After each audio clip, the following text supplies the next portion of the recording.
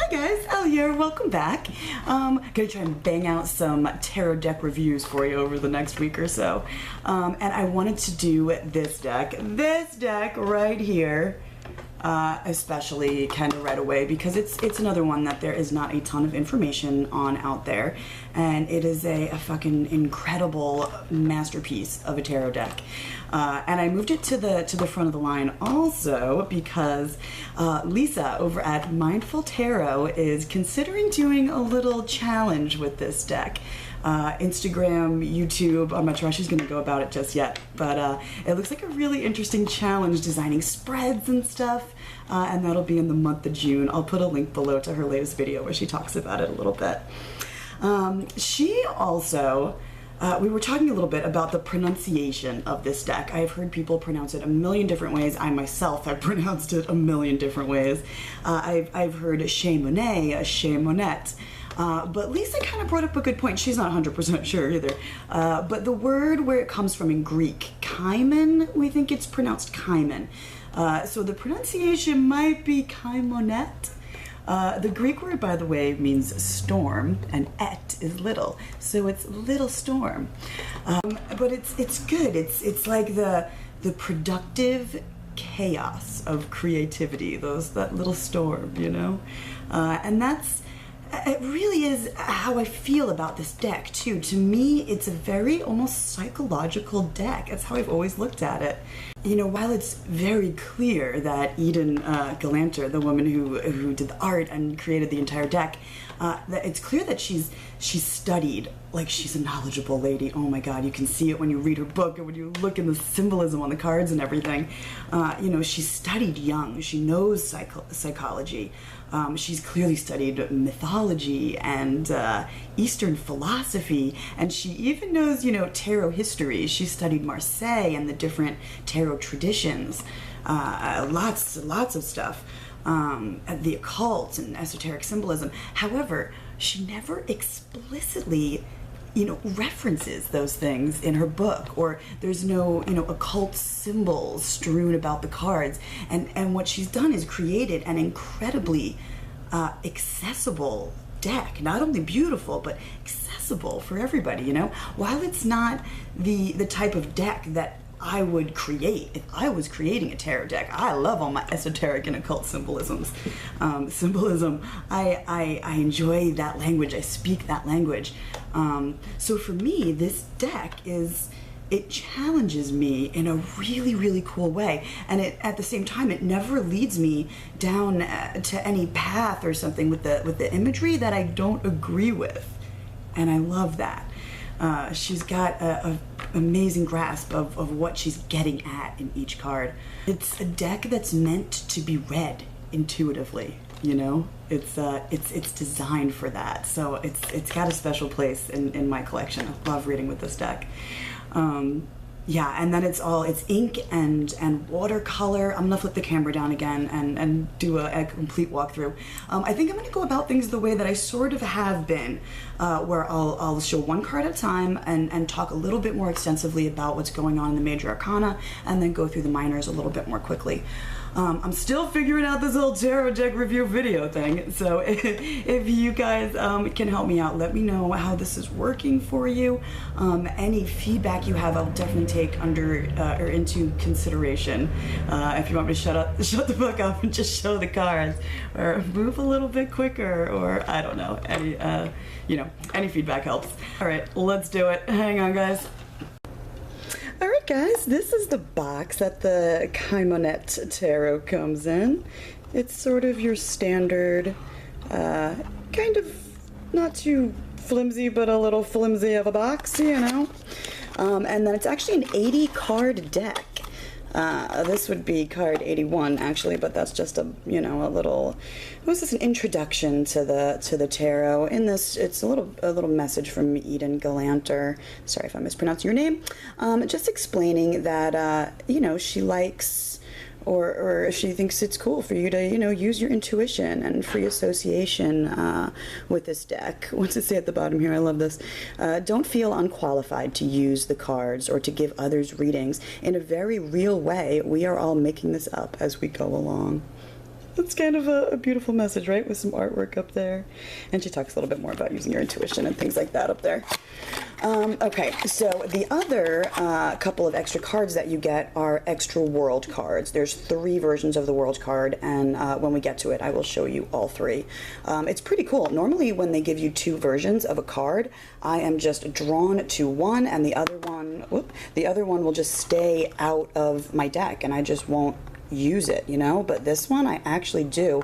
I change out the card all the time because all 3 are just amazingly beautiful. So this is the little white book that you get with it. Now technically this is a little white book, but oh my god, it's a book, guys. Like, it's a real book. There are teeny depictions, full color, of every single card in here, and I actually like that they're really small because it left all this wonderful room for her to write shit. And there's a good page and a half devoted to each and every card, minor arcana, court cards, all included. And her explanation of the imagery and her, I don't even want to say that she lists like divinatory meaning. She doesn't like give you keywords and say, in divination, this one means. No, she talks about what the card means, like what it really means. It's a fantastic reference. This is one of those books, actually, that really helped me understand tarot in a different way. And I've ended up, you know, taking a lot of what she's written, putting it into my own words, and a lot of the stuff went into my tarot journal because it's good information. She's an excellent writer too. It's very easy to understand, especially because, like I said, you know, she's clearly studied, you know, the alchemical process, and I can see these things in her writing, and the occult and esoterica and all of that sort of stuff. And Jung, it comes through in what she's talking about, but she doesn't, you know, make things so convoluted that they're hard to understand, or you have to, you know, hop on Wikipedia after every single thing you read. It's very, very accessible, even the book. Wonderful book. And then this is how I keep my deck. Oh, isn't that pretty? It works so good with the Cheimonette. What the fuck ever. I'm gonna email her and like see if I can get a definitive answer on how to pronounce this deck. Wouldn't that be great? Alright, here are what the backs of the cards look like. I like that it's more or less reversible. Once you get to know it, you can clearly tell. There's this symbol up here that is not in the other corner. The angels look a little different. They fall in different places. The spirals are a little bit different. But when you look quickly, you know, you can't tell if it doesn't jump out at you if the cards are reversed or not, you know. The other thing I gotta mention it. I don't love that the backs are so busy. I mean, they're beautiful. I love the artwork on the backs. But it really does look like the fronts of the cards. Well, not so much like that one, but there's a few cards that, like this, almost, if you're looking at it really quickly, you'd be like, oh, that's backwards. And I end up doing that quite a bit with this deck, where I'll have cards facing the wrong direction because in my haste to put it all back together or something, I confuse the backs from the fronts. But anyway, let's jump right in here. I'm going to go through the majors. This is your Fool card. It is the only card in the deck that is black and white like this. They're not all like this. But it's a really cool way to go about the Fool, I think, keeping it black and white and uncolored. This is one of the cool things actually about this deck in general is that you'll see the archetypes or the characters from the major arcana repeat through the major arcana, and then even in the minors you'll see the characters from the court cards through that entire suit. They repeat. They're on a journey. You see the same figures as they progress down their journey through the suit or through the major arcana. So the Fool actually shows up again later in the Hanged Man, and then he becomes the Angel in Judgment also. So you'll see the tail later in the Angel card. And I like that she chose to go with a tail here too, because, you know, it has to do with, or her Fool card really has to do with becoming physical, you know? It's your animal self, your physical self. And the tail is a great way to represent that, I think. Here is your Magician. I'll try and get a little closer so you can see. I always like to describe this as he's like wearing the logos, you know? He's got words written, letters written all over him. She's managed to maintain a great deal of like classic tarot symbolism. You know, you still have your four suits represented on the Magician card. She talks about how he looks like a Hindu god with his forearms, though. Isn't that great? But yeah, so he's wearing, he's wearing language all over his body, which is what the magician here, or you or I, are going to use to eventually create. That's what the mind uses. It's language to create. So I think that's wonderful represented there. And then actually, if you look down in the corner here, you see that little weather vane on top of a house. She talks about how it's like he's jumping off of his home, off of his house, out into the world. He's got nothing left to learn at home. He needs to set out and begin anew. You'll actually see that in another card later. I love the repetition of her symbols. It makes a wonderfully cohesive journey through the tarot. Here's the priestess, number 2. If you look closely at her body, she's got these spirals on her that actually create one big spiral. They spiral out. You've still got your 2 pillars, and there's like this galaxy going on in the back there. It's almost like the world is her body. I love how the priestess here is sleeping, basically. She, something Eden talks about in her book, how she allows herself to follow the path of least resistance, and how she harmonizes with nature.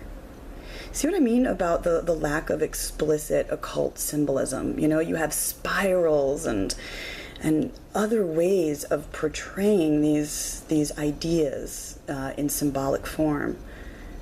And she's just created her own while still retaining much of what you need to sort of see in your tarot cards, I think.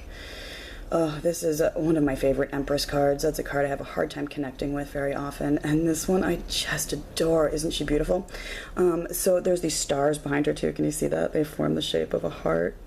And she's got some doves, and she's got a spiral sort of starting right from her sexual center. That's her hair. She's even standing in this island of little homes in the middle of the ocean. She stands for the community, for the good of all. And that's what I get from her standing on this island of homes. Looks like a little fairy island, right? Next up is the Emperor card. Isn't it great? So what's sort of going on here is at the top of all of these towers is a man-made object of some sort that can replace like naturally occurring things. So like this is a man-made tree, and this is like a man-made moon or sun. This one looks like the orbits of the planets to me, but they're on like wires, being pulled. This is a man-made flower down there. Isn't that great? And then this is a 9-pointed star that's on his chest, on his armor here. And that's sort of referencing the Hermit card, number 9, who in this deck is called Time.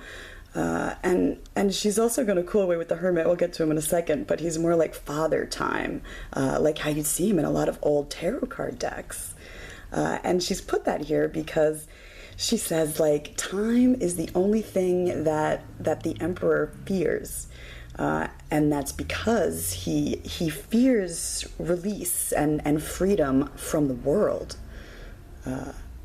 Right? Oh, that's so good. She's got some freaking amazing concepts in these cards here. Isn't that great? But this is the priest. This is number 5, the Hierophant. She calls him the priest. She's made a few changes to the names of things like that, but they're all like smart decisions. They're not just because, oh, I don't like the way that sounded. No, it all works in here. And it does follow a classic Marseille organization. Strength and justice are returned to their original positioning, not the Rider-Waite-Smith. But yeah, it works. So this is your Hierophant, your priest.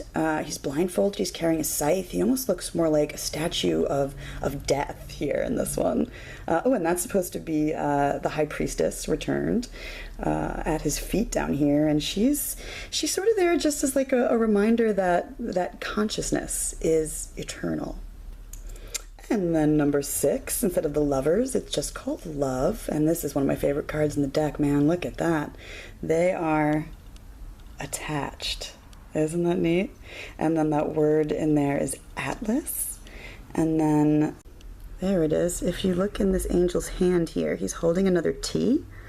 Isn't that cute? So it actually spells out at last. Look at the expressions on their faces. Isn't that amazing? And then in the background here, you have this beautiful, like a tree of life. Very stylized. Isn't that great? So the Atlas sort of down here is referring to, I'm gonna kind of quote Eden here from her book. She says something to the point of love is like the atlas of power and of consciousness. You know, love, really what she's getting at is love is the ability to see beyond the limits of ourselves. Yeah. Love is empathy. So I think that, you know, if you're going to read the Lovers as more of a choice kind of a card, it's still there, even though she doesn't explicitly talk about the card that way. You know, everything is open to interpretation, of course, but you still have, you know, I feel like I can just see that so easily in here. But really for me, this card is just a wonderful reminder that at our core, we are all one. You know, like the branches of the tree here, you know, we all have a common unity, a common source. By the way, guys, if you go back just a little bit for a second, you'll see that the Fool card and the Magician both have their eyes open. And then once you get to the High Priestess, the Empress, the Emperor, and the Priest, they're all eyes closed or blindfolded until you get to the Lovers again, or Love, when their eyes are open as they gaze into each other. Isn't that great? So here we have the Chariot, and this is, you know, your drive towards experience, your drive to accomplish. And here she finally starts to, you'll see representations of different animals throughout this deck. There's one, she calls it a sigil for each element or each suit. And this is actually the sigil or the animal of the suit of staves or wands, staves in this deck. The serpents, isn't that great? She's got serpents, horses for discs, moths for swords, and fish for cups. But yeah, serpents are the ability for her in this deck. The serpents represent the ability to change the world via your imagination. Yeah. And then here we have a fish, right? It's sort of a half a fish. She's got the tail of the fish, and the fish has the legs of a woman. This is number 8, Justice, by the way. And that's, you know, the sigil of cups, the animal of the suit of cups. So the fish, as the sigil of the cups, of course, represent emotions, but also in a way that it's like the driving force behind desire, I think is how she puts it. So really what's going on in this card is so freaking fascinating. You have, you know, the mermaid who always wants her legs, and the fish always wants his own tail. Really, it's this loop that's happening, and what it's really a metaphor for is, how do I put this? How our intention and our actions in the world, we put that out there, and then the world sort of responds back. You know, you have your force of will going out, and then the world manifests it and responds back, and it's this cycle that continues. And isn't that just a part of justice? It's like it's the desire that's represented by the fish that brings us into interaction with the world. Isn't that a glorious way to look at justice? And here is that Time card I was talking about, still number 9. Still a lot of your classic hermit sort of symbolism, right? You have an older, wise man. You still have the lamp down here, though it's sort of coming out of the sea. You even have that little fish from the Justice card over there with your desires and your emotions coming up from the subconscious of the sea. And I feel like these crescents represent, you know, crescent moons, the passage of time. But what's interesting here, and how she's chosen to depict like that Father Time image, you know, he walks on the surface of the world without actually touching it. He's an acrobat of sorts, she calls him. And it's like he's got the ability to see everything without interfering, you know? It's still got that go within vibe to this Hermit or Time card. And next up is the Wheel of Fortune, just called the Wheel here. And it's a little hard to see here, but in every spoke on that 8-spoked wheel here, can you see all of them? There's these little symbols. There's like a little crescent moon, there's a mandala, there's a flower, there's a little spiral, there's like sort of a stylized phi symbol, yay! And she talks about, you know, what each one means in the book. And you've seen them already in some of the major arcana cards, but they're sort of strewn throughout the deck, these little symbols of hers. But yeah, I mean, this card, it's a map of the world, isn't it? And she talks about how its structure like relies on this centrifugal force, this perpetual motion that she's referencing the center here with the two angels turning in on each other, around and around. And that's what sort of keeps things going. Constant motion, constant change, you know? And then she calls strength fortitude, and this is a what a cool surreal card. I really enjoy this. There is a winged woman up here, blindfolded, riding a leaping horse backwards, and it is a horse, which is, by the way, a sigil of the suit of discs. You'll see horses all throughout the discs, but it is a horse. He's just missing his head. His head actually reappears a few cards down the line in the Devil card. Isn't that neat? The colors are beautiful in this card. But yeah, I think that the horse is a wonderful animal to use to sort of represent these more animal aspects of humanity's existence, you know? Which would include, you know, suffering and the other end of the spectrum, prosperity. It's sort of all of those more animal aspects of ourselves. So perfect to be shown the strength card, right? And then what's happening here, how she describes it is the woman is making a leap of faith, basically. A slightly scary leap of faith. She's transforming herself, or going from this biological, almost like survival mode, right, into living the life of a spiritual seeker, you know? All right, here is your Hanged Man, and this is where we run into our Fool again for the second of 3 times. He's starting to grow his wings here, his wings that'll be fully formed when we get to number 20, Judgment, and when he becomes the angel, as she calls it. But yeah, the Hanged Man here is really able to see what others are unable to see. And he can understand these things. You know, he's not afraid of what he doesn't know, even, you know? He seems excited to me. I really enjoy this Hanged Man, and the strange sort of arches in his body, and so I feel like he's in a cave. Actually, she describes what's going on here, as one of the windows on, I think, one of the towers in the Moon card. You'll actually see the shape of a window in the Moon card, and that's where the Hanged Man is. But yeah, he's unafraid, he's exploring, he's learning to understand. And then what a beautiful Death card! Oh my god. It's like a winged mask. She is wearing a mask too. And pregnant. You know, life and death, death from life, life from death. And I believe that's a representation of the priest, or the Hierophant, like a child Hierophant. Also, you do see part of another animal, and this would be the sigil of the swords here, and that's a moth. She's got these moth wings on her.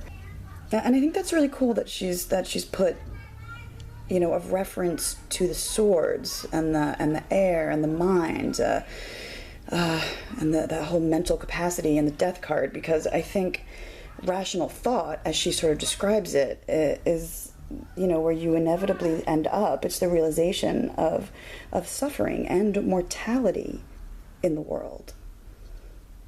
I like that. I love that connection there. I think that's great. Here is your Temperance card.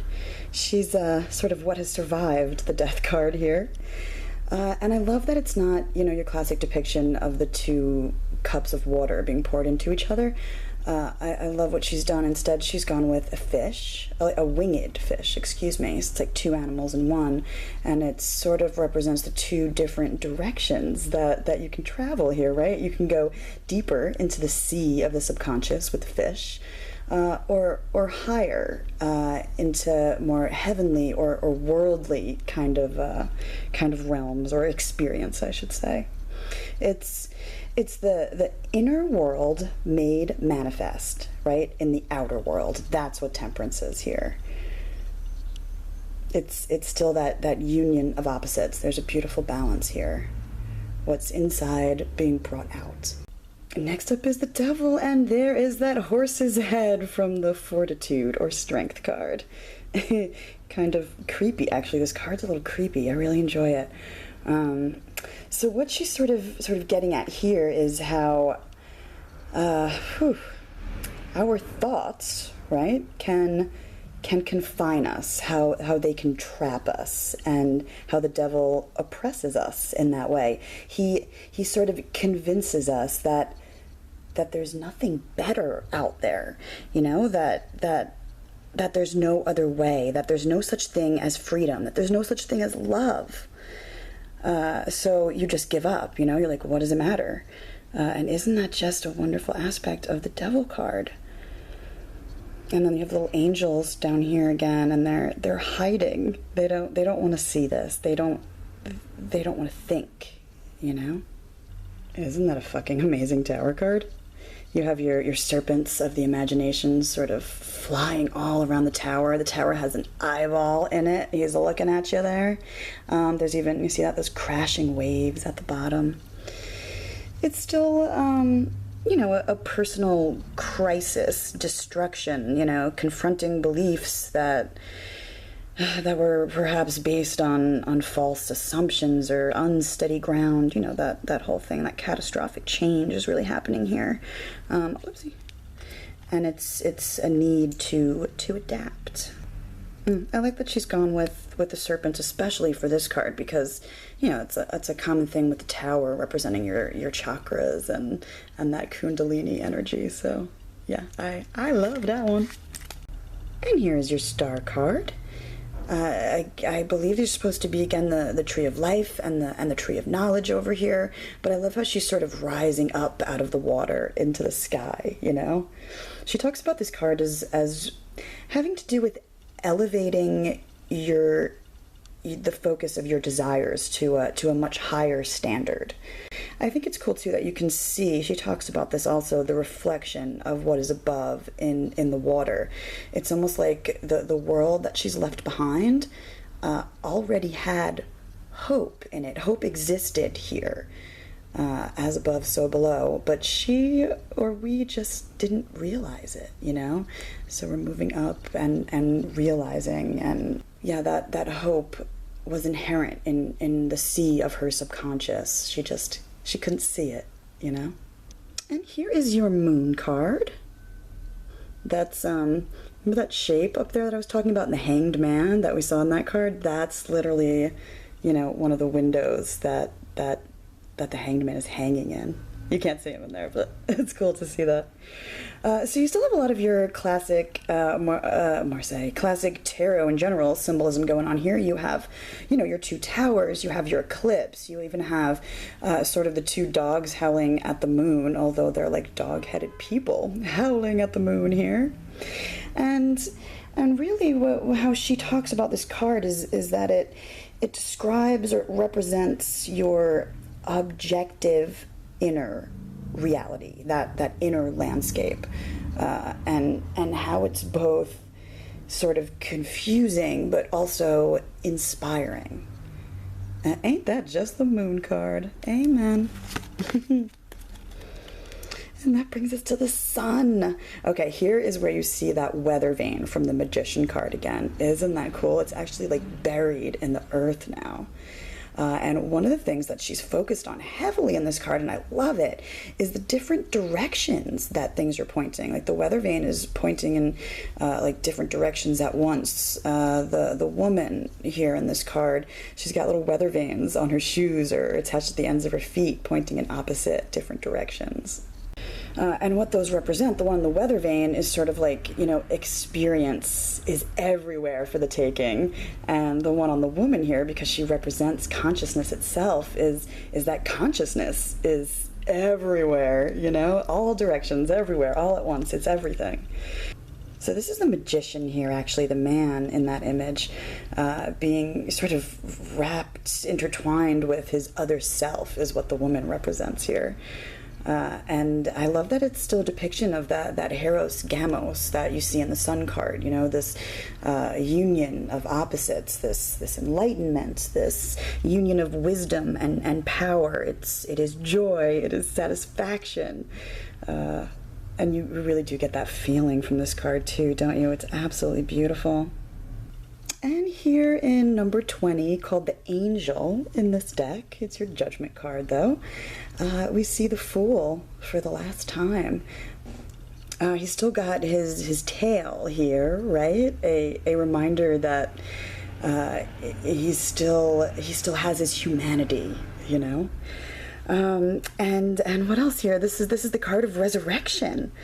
It's the absolution of past suffering and its rebirth into a new phase. That's Judgment. That's this angel. He still has his tail, but he's lost his flesh. He's lost his mortality. He's immortal. And I like that his skeleton is not sort of creepy, it's just this beautiful stylized way of doing his body that I so enjoy. And he's got his wings and this like light emanating. It's just white around his head and just emanates this yellow into all the other colors. He's also both sexes. Can you see that here? I'm saying he, but he's certainly not. He's got both sex organs. He's united his both sides of himself, his feminine and his masculine. And that brings us to our 3 beautiful world cards. I'm going to start here with this guy, or with this girl. She's your classic woman on the world card, right? That anima mundi, spirit of the soul of the world, if you will. And then if I'm going to get a little closer here, you can see what's going on here. You have the tree of life and the tree of knowledge. You have this belt of planets and stars orbiting. She even calls them zeros. And then on this card even, she's got this beautiful scroll work with all sort of infinities and zeros and ones, and it all equals back on itself. And yeah, this is one of the world cards. Beautiful. All the world cards for her, really, they're classic. They represent, like excuse me, like the universe. It's where we project our egos and where we let ourselves float and where we let ourselves experience everything. We all have a place in the universe, and she knows hers here. I like that there's a person on this card. The other 2 do not have that woman on it, but they're beautiful representations also. Here you still have the 2 trees, but they're now like growing and intertwining into each other, almost like that Ouroboros, that snake eating its own tail, that symbol. But it's the 2 trees, the tree of life and the tree of knowledge. And then she's got this gorgeous serpent in the center. If I zoom in, you can see his entire head is actually like an eyeball. How cool is that? He's looking at you from the center. And then all the world cards do still have this orbit, I don't know what to call it. Call it an ecliptic plane, perhaps, of planets and stars and zeros, as she calls them. Isn't that great? And then this is your 3rd world card. That's right, 3. So you get your orbits, and then also you have 2 serpents instead of world trees here, sort of intertwining. They're not eating. Are they eating their tails? Yeah, actually, sorry, they are. They're eating each other's tails, it looks like. I like this one too, because it's a very clear sort of yonic, like almond shape in the center there, that you don't get as much with the other 2 cards. And I just love the way that she depicts serpents, period, in this deck. They're amazing looking. And then here too, this real dark black space. She describes it, I'll always remember that, as a space at the center, for the self, for yourself to sort of go into, to fit into. So you have your choice there of world cards. All right, and that brings us to the minor arcana, and that is the Ace of Staves. They are staves here. And I'm not going to talk too much, you know, about every single card. I just want you guys to see how friggin' beautiful they are. And then, of course, throughout the wands here, you have the serpent showing up throughout the entire suit. I love the way she depicts the trees and the branches here. It's like, you know what they are, but everything is just stylized in such a unique way. And then all of these characters here you'll see up close in portrait when we get to the 4 court cards. Beautiful. I love this almost like non-human, inhuman extensions and ways of the body sort of twists. And isn't that extra interesting? Actually, that was the 8 of Staves there. Usually you'd see the 8 of Wands, right, as this moving through the air, that Rider-Waite-Smith, you know, 8 wands, excuse me, like that Rider-Waite-Smith, like 8 wands flying at you through the air, you know, movement. But here she's chosen to almost bind him to a tree, or her. I think it's sort of a hermaphroditic figure, you know. She's got a female genitalia and a male upper body. But yeah, it kind of works. If you read her book, her little white book, you know, she talks about why she did what she did and how, you know, the active imagination and your passion and your creativity and all of that is really what's active here, and then manifests physically later. Isn't that interesting? But I mean, you know, it's not a Rider-Waite-Smith clone, but I think that there's enough similarities that this actually would probably be a really great deck for people who are sort of trying to I'm going to call it breaking the Rider-Waite-Smith habit. Something that I myself sort of struggled with for a while. I wanted to break out of that box for so long. I didn't agree with all the interpretations. I felt like there was a lot more and different places I could sort of go. And sort of studying those things was easy, but when it came to using the tarot and reading the cards, there was a bit of a disconnect there for me, and that took a little while to be able to incorporate other interpretations into my readings and into my understanding of the cards. Aren't these court cards amazing? They actually kind of remind me of, I don't have this deck, but they remind me of the Tarot of the Hidden Realm, where it's this up close in your face. It's the emotion that you're getting from the face and the feeling from the up close of those people. So cool. And then into the cups. There is definitely a color palette that sort of runs through each suit too. It doesn't jump out at you, like it's really not color coded. I wouldn't quite call it that, but yeah, you can see the colors change as you go through the numbers of the suit. Zoom in there a little bit. So in this one, there's your fish down there, and he's sort of merging with the dude here. Is he the king or the prince? I forget. Isn't that beautiful? And that's your 4. Your 5 of cups. She's like bleeding into the cup.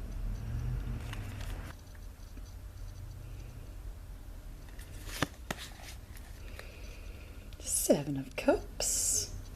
This one you can sort of see that reference to the cups laid out with different things in them. They're just sort of overflowing with different colors. And you've got the fish down here. I love her fish. They remind me of like koi fish a little bit, don't they? And the 9 of cups. I'm going to zoom in there a little bit. Isn't that beautiful? And your 10. And then as we go into the court cards here, you'll see those people that we just saw on all those cards up close. They are, what did I say, princesses, right? Yeah, princess, prince, your knights are princes, and then queens and kings. Isn't she gorgeous? There's a bit of diversity sort of in this deck too. It's mostly sort of white people. But it does branch out, especially in the suit of discs, which, you know, I don't know how I feel about. I think classically, right, when you're describing like the court cards as a person. When you're in the swords here, don't they tend to be, in the old way of sort of doing things, they tend to be pale, lighter skinned people, like lighter eyes, and then in the coins they tend to be dark haired and slightly darker skinned. So I don't know that I love that she sort of stuck with that almost in this deck. But yeah, at least it's not completely whitewashed, which is pretty cool. I love this card. Isn't that beautiful? That's your 5 of Swords going across the bridge and up into the sky. There's your 6 of Swords.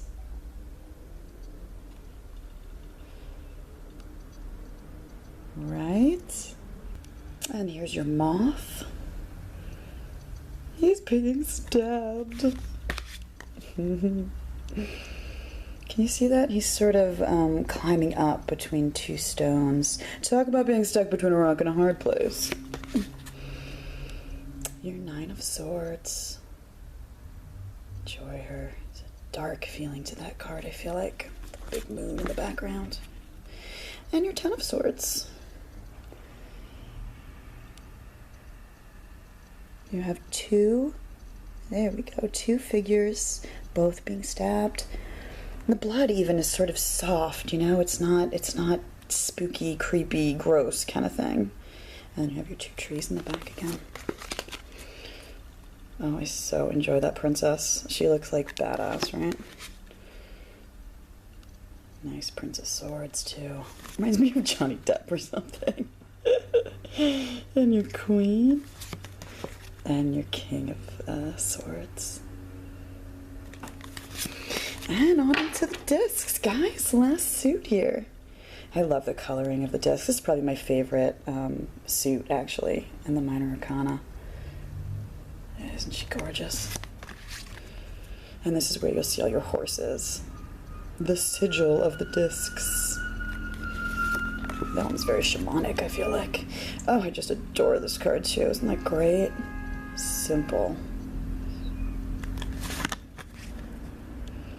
And your 4 of discs. She is the tree.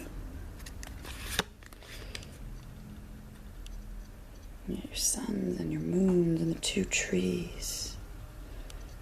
Looks like in eclipses and things. And your 6 of discs. He's wearing a great mask here. Love that. And there's your horse up close and personal. Beautiful.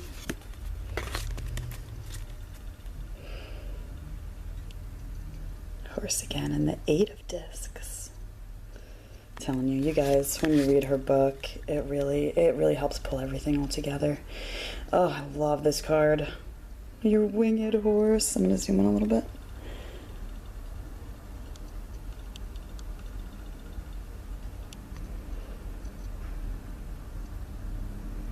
Right? Isn't that beautiful? And there's your 10 of discs. And our last core cards. Here is your Princess of Discs, your Prince, your Queen. I love the look on her face. And your King. Peaceful, right? And that brings us back to the beginning, back to the Fool. I just want to show you guys one more thing, just so you get a sense of the size of these cards.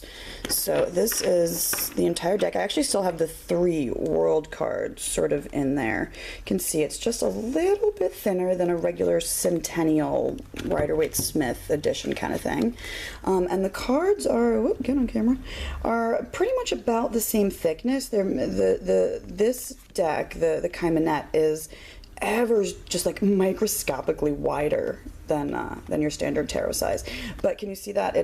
That's lined up at the bottom. It is like a good, what is that, like an inch maybe shorter. So the cards are a little bit small, but the cardstock is fantastic. They're almost just as thick. It feels ever so slightly thinner than your Centennial US Games sort of cardstock. But it's great having something a little bit smaller. I like big cards, I like little cards. I mean, they all kind of are fun in their own way, but if you're going to do a spread with a lot of cards, it's definitely nice to have something a little bit smaller. And they fit great for smaller hands too. And they shuffle friggin' amazing. They're not so slippery or so glossy where things go flying. And they are certainly not